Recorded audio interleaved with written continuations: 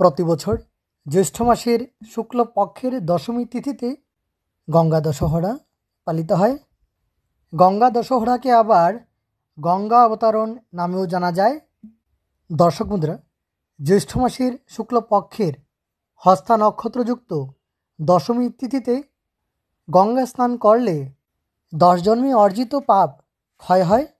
এই দিনে শান্তি প্রদায়িনী, মোক্ষদায়িনী, পাপ নাশিনী ভগবতী মা গঙ্গার পূজার্চনা করা হয়। দর্শক বন্ধুরা, দশহরাকে আবার পূর্ণতিথি নামেও জানা যায়।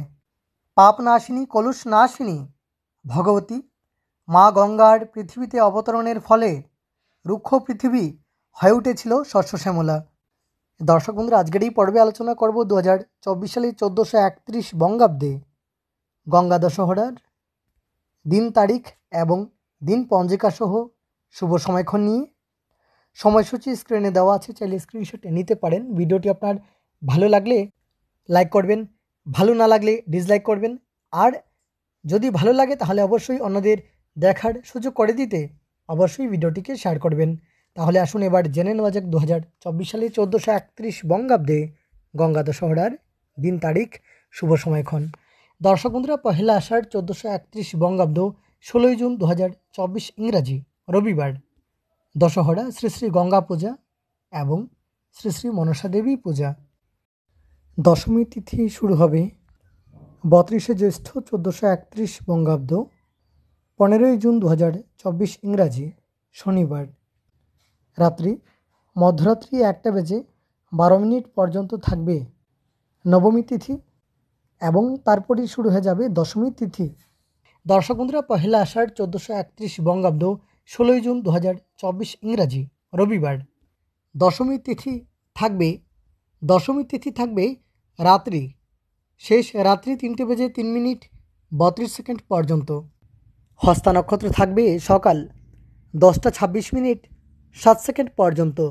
বড়িয়ান যোগ থাকবে রাত্রি 8টা বেজে 48 মিনিট পর্যন্ত। তৈতিলকরণ থাকবে দুপুর 2টো বেজে 8 মিনিট পর্যন্ত।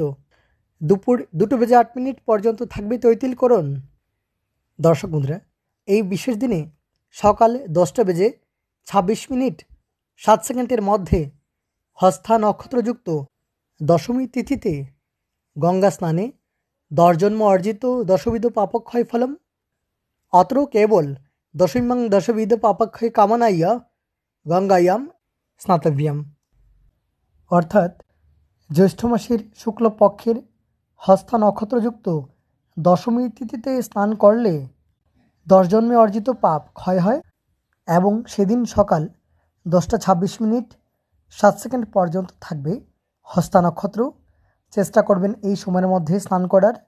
দর্শক বন্ধুরা, আপনাদের সকলের কাছে ছোট্ট একটি রিকোয়েস্ট, এই দিনে পূজা অর্চনা করার পর ধূপকাঠি এবং মোমবাতির খালি প্যাকেট যা আমরা ঘাটিয়ে ফেলে আসি বা অনেক সময় আমরা জলে ফেলে দিই, তাতে জল নষ্ট হয়, জলের পবিত্রতা নষ্ট হয়, জলের গুণাগুণ নষ্ট হয়। তাই এই বছর পূজা অর্চনা করার পর মোমবাতি এবং ধূপকাঠির খালি প্যাকেট তথা ঘাটে থাকা যাবতীয় আবর্জনা পরিষ্কার করার চেষ্টা করবেন।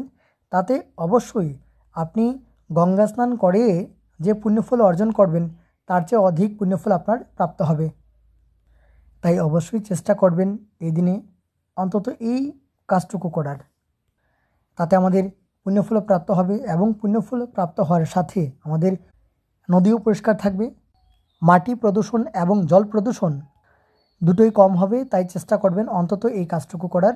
আপনাদের সকলকে ভিডিওটি শেষ পর্যন্ত দেখার জন্য অনেক অনেক ধন্যবাদ।